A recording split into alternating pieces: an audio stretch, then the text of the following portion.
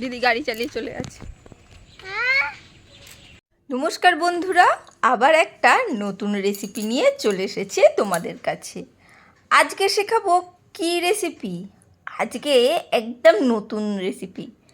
আজকে ফিশ 65 বিরিয়ানির রেসিপি। দেখতে পাচ্ছ কি দারুণ দেখতে হয়েছে, একটু অন্যরকম স্বাদে।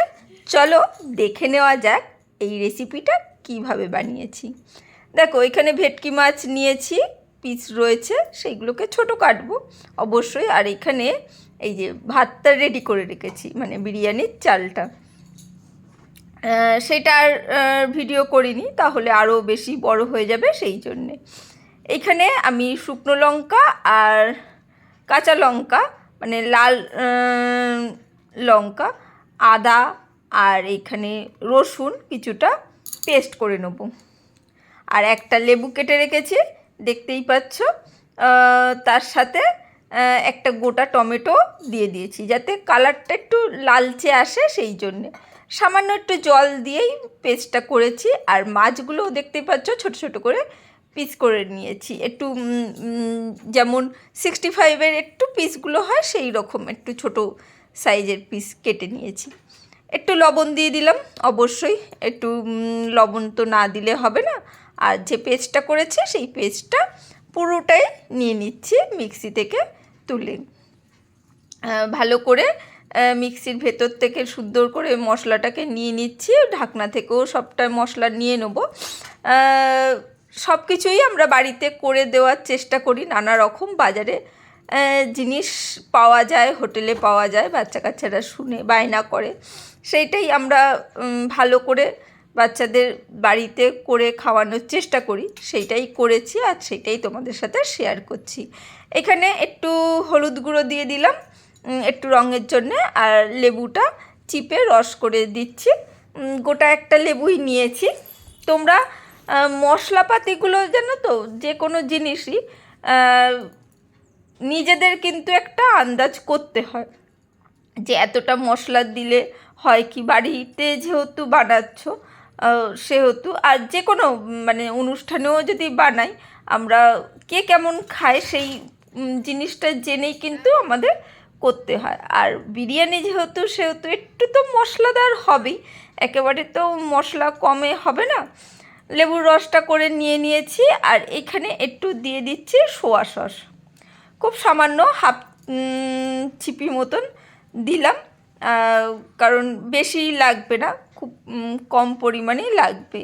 আর এখানে দিয়ে দিচ্ছি কর্নফ্লাওয়ার, 2 চামচ মতন কর্নফ্লাওয়ার দিলাম, দিয়ে ভালো করে মাখিয়ে নিচ্ছি। ওই ছোটো চামচের 2 চামচ মতন কিন্তু কর্নফ্লাওয়ারটা দিলাম, দিয়ে ভালো করে মাছের মধ্যে সুন্দরভাবে মাখিয়ে নেবো।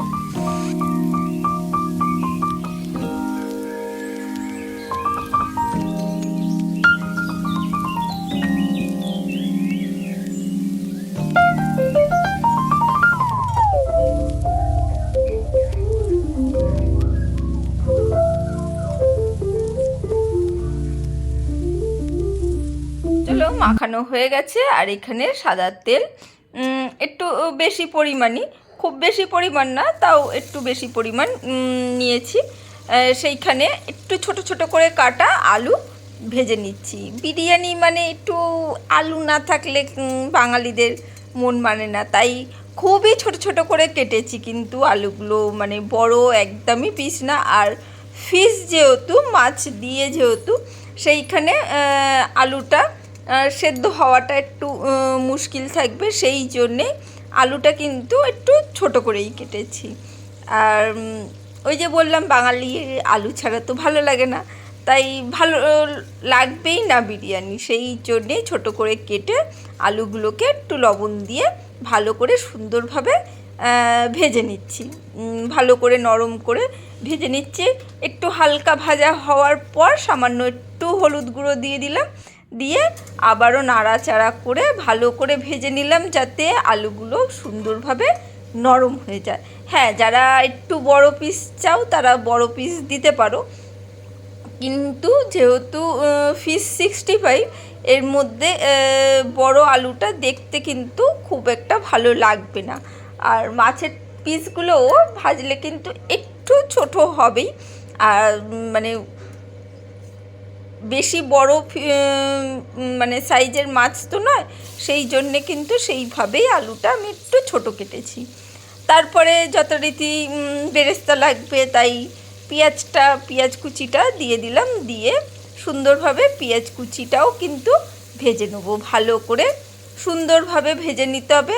আর একটু মানে হালকা লালচে হওয়ার আগে কিন্তু পেঁয়াজগুলো তুলে নিতে হবে, না হলে কিন্তু রঙটা একদম কালো হয়ে যাবে। যদি লালচে করে করে ভেজে তারপরে যদি তোলো তাহলে কিন্তু একদম কালো টাইপের হয়ে যাবে পেঁয়াজটা। এই জিনিসটা কিন্তু খেয়াল রাখতে হবে।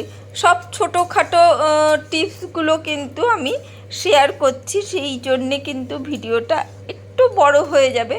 আর বিরিয়ানির ভিডিও একটু বড় হতেই হয়, ঠিক করে পদ্ধতিটা না বললে তোমরা ঠিক বুঝতে পারবে না, সেই জন্যে কিন্তু আমি একটু ভিডিওটা বড় হয়ে গেছে। একটু কষ্ট করে দেখো যদি রান্নাটা শিখতে চাও অবশ্যই, আর না শিখতে চাইলে ঠিক আছে, তাহলে কিছু বলার নেই। এখানে পেঁয়াজটা কিন্তু আমি ভেজে তুলে নিচ্ছি সুন্দরভাবে, দেখতেই পাচ্ছ। আর হালকা করে, হ্যাঁ তোমরা ছাঁচে দিয়ে তুলো, আমি পেঁয়াজটা খুন্তি দিয়েই তুলে নিচ্ছি, যেহেতু আমার অভ্যাস আছে সেই জন্য। কিন্তু যারা নতুন করছো তারা কিন্তু ওই লুচি বাজার ছাঁচে বা জালি যে ছাঁচেগুলো আছে সেইটা করে পেঁয়াজগুলো তুলো, সুবিধা হবে। আর এতক্ষণ পর্যন্ত যত মানে যারা রয়েছো ধৈর্য ধরে রেসিপিটা শেখার জন্যে, তাদের উদ্দেশ্যে বলছি তারা অবশ্যই চ্যানেলটাকে সাবস্ক্রাইব করে দিও যদি নতুন হও। আর পুরনো বন্ধুরা অবশ্যই লাইকটা দিতে ভুলে গেলে লাইকটা দিয়ে দিও, না হলে লাইকটা আসবে না। সেই জন্যে দেখতে দেখতে অনেক সময় তো মানে ভালো রেসিপি দেখার সময় আমরা একটু বিভোর হয়ে যাই, সেই সময় লাইকটা দিতে ভুলে যাই, তাই একটু মনে করে দিলাম। চলো, পেঁয়াজ ভেজে তোলার পর মাছের পিসগুলো কিন্তু একটা একটা করে দিয়ে আমি ভেজে তুলে নেব। হালকা হালকা করে দিলাম, যেহেতু ভেটকি মাছ নরম মাছ, সেই জন্যে কিন্তু অল্প অল্প করে দিয়েই কিন্তু আমি মাছগুলো ভেজে নিচ্ছি। না হলে কি হবে, একটা একজনের সাথে একজন লেগে যাবে গায়ে এবং ভেঙে যাবে, তাহলে খুব অসুবিধা হবে। সেই জন্যে মাছগুলো অল্প অল্প করে কিভাবে দিলাম দেখতেই পেলে, এইভাবে ভেজে নিচ্ছি।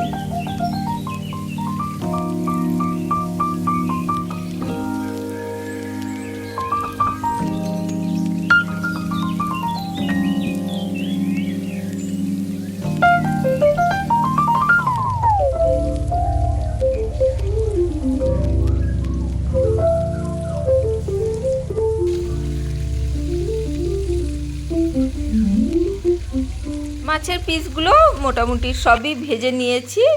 কীরকম ভেজেছি সেটা দেখে নিশ্চয়ই বুঝতে পারছো, বেশ লালচে করে ভেজেছি। এবারে যে তেলটা রয়েছে সেই তেলটার মধ্যে আমি এইখানে কারি পাতা, গরম মশলা, মানে গোটা গরম মশলা, এলাচ, তারপরে দারচিনি, লবঙ্গ এবং কালো সর্ষে, সব ফোড়নটাই কিন্তু একসাথে দিয়ে দিয়েছি। দিয়ে অবশ্যই গ্যাসের ফ্লেমটা কিন্তু লো করে মশলাটা দিয়েছি, না হলে কারি পাতাটা প্রচণ্ড ফাটবে, সর্ষেগুলো তো ছিটকে চারিদিকে হয়ে যাবে, সেই জন্যে। তারপরে মাছের মধ্যে যে মশলাটা মাখানো হয়েছিল, সেই মাছগুলো তো তুলে নিয়ে ভেজেছি, সেই মশলাটা কিন্তু বাটির মধ্যে ছিল। সেই মশলাটা কিন্তু আমি ভালো করে এবারে তেলের মধ্যে দিয়ে ভালো করে নাড়াচাড়া করে কিন্তু কষিয়ে নিচ্ছি। ভালো করে কষিয়ে নেওয়ার পর, একটু স্পিড বাড়িয়েই দেখালাম, ভালো করে কষিয়ে নেওয়ার পর আমি আলুগুলো দিয়ে দিলাম, টুকরো করে আলু যেগুলো রেখেছিলাম সেইগুলো। আর মশলার মধ্যে একটু লবণ দিয়ে দিচ্ছি ভালো করে, যেহেতু ভাতের মধ্যে লবণ দেওয়া নেই, তাই তোমাদের মনে হতেই পারে ভাতটা একটু মানে লবণটা একটু বেশি হয়ে গেল, না ভাতটার সাথে মিশবে, সেই জন্যেই লবণটা দিলাম। আর এই কড়ার মধ্যেই কিন্তু আমি এই দেখো অল্প একটু ভাত দিয়ে দিয়েছি, গ্যাসের ফ্লেমটা লো করে দিয়েছি, লো করে ভাতটা দিয়ে আমি মশলাটাকে ভালো করে নাড়াচাড়া করে নিচ্ছি, যাতে মশলার যে লবণটা মশলাটা ভাতের সাথে ভালো করে মিশে যায়। আর বিরিয়ানিটা তো জানো মোটামুটি 80% রাইসটা রেডি করে নিতে হয়, 70 থেকে 80% না রেডি করলে অসুবিধে হবে।